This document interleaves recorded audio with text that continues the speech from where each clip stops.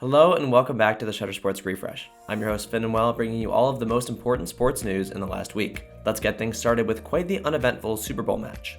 As we know, this game was between the Philadelphia Eagles and the Kansas City Chiefs, and the game started off with the Philadelphia Eagles just dominating. And that domination lasted the entire game. The Eagles took command and took home the Super Bowl win. The Eagles' defensive line had impressive stats of 6 sacks and 1 forced turnover in this game. That's especially impressive when you consider how great Kansas City's quarterback is, and that's Patrick Mahomes. An interesting fact about Patrick Mahomes is he's thrown an interception in 4 of his 5 Super Bowls. His record in the Super Bowl is now 3-2, so his legacy a little bit tarnished after this game. And as for the Eagles' offense, their quarterback Jalen Hurts just could not be stopped by Kansas City's defense. Hurts finished with 70 rushing yards in the game and ended up taking home the Super Bowl MVP.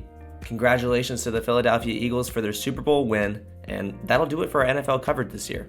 NFL free agency and the NFL draft are just over a month away, so stay tuned for that in a couple weeks. Moving over to the NBA now, it was also the trade deadline week. After 2 massive trades went down last week with Luka Doncic and De'Aaron Fox, the next biggest trade to go down on Tuesday was Jimmy Butler headed to the Golden State Warriors.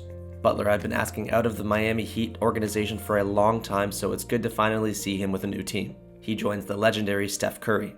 In return for Jimmy Butler, the Miami Heat got Andrew Wiggins, Dennis Schroeder, Kyle Anderson, and a first-round pick. The Heat definitely won't be as good now that they don't have their superstar in Jimmy Butler, but that is a good return back.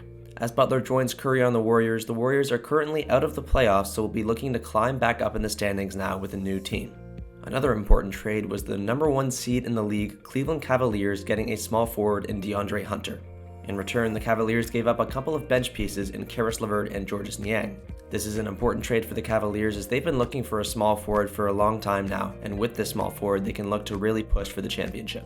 And for our last big trade that went down at the deadline, the Toronto Raptors have traded for the former All-Star Brandon Ingram. Ingram is injured right now though, so we'll see how he plays once he gets healthy. Staying on the topic of basketball, let's talk about college basketball as March Madness is only a month away. Well, the number 1 team in the country is still Auburn with their star Johni Broome.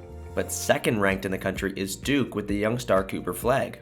Flagg has led Duke to a 20-3 record this year, which is very impressive, and he's looking to be the number 1 pick in the NBA draft. Some other important teams that are looking to be big players in March Madness are Houston, Purdue, Arizona, and Texas Tech. Much can change as we still have a month left in the season, but that's the rankings as of now. Stay tuned for March Madness next month. Now let's move over to the world of soccer, as in the Champions League, the knockout round playoffs start tomorrow. Here are the following matchups for the knockout round. Brest is facing off against PSG. Man City and Real Madrid will play in a fan favorites matchup.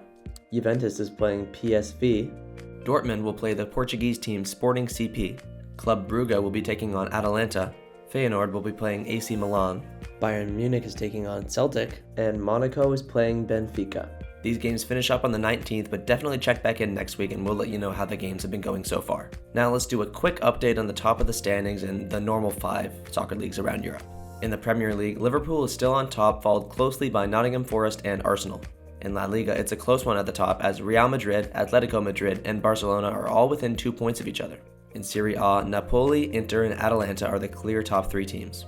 In Ligue 1, PSG has still not lost a game, a very impressive season from them. And in Bundesliga, Bayern Munich is fighting for the top spot with Leverkusen. Our next piece of news will be another UFC match as UFC has held events 2 weekends in a row now. This one was UFC 312. The headliner for this event was Dricus du Plessis versus Sean Strickland in their second bout. This match ended up going all 5 rounds and to decision, but Dricus du Plessis ended up defending his middleweight championship belt for the 3rd time, and his 2nd time defending it against Strickland. With this matchup, du Plessis has really cemented himself as the best middleweight fighter in the world. In the co-main event, Zhang Weili faced off against Tatiana Suarez.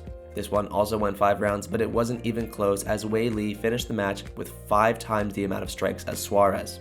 She retains her strawweight championship and is on an absolute tear. Congratulations to du Plessis and Weili for both retaining their belts and taking home these wins.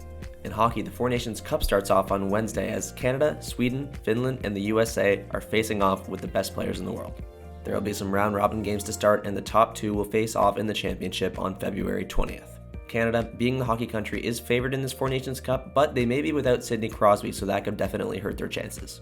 And for our last piece of news in the Shutter Sports Refresh, let's talk about the PWHL standings. Victoire de Montréal has continued to dominate these past few weeks, taking a 6-point lead now over 2nd place Minnesota Frost. Followed by the Frost, and 3rd and 4th are the New York Sirens and the Toronto Scepters. and in 5th and 6th at the bottom of the pack are the Boston Fleet and the Ottawa Charge.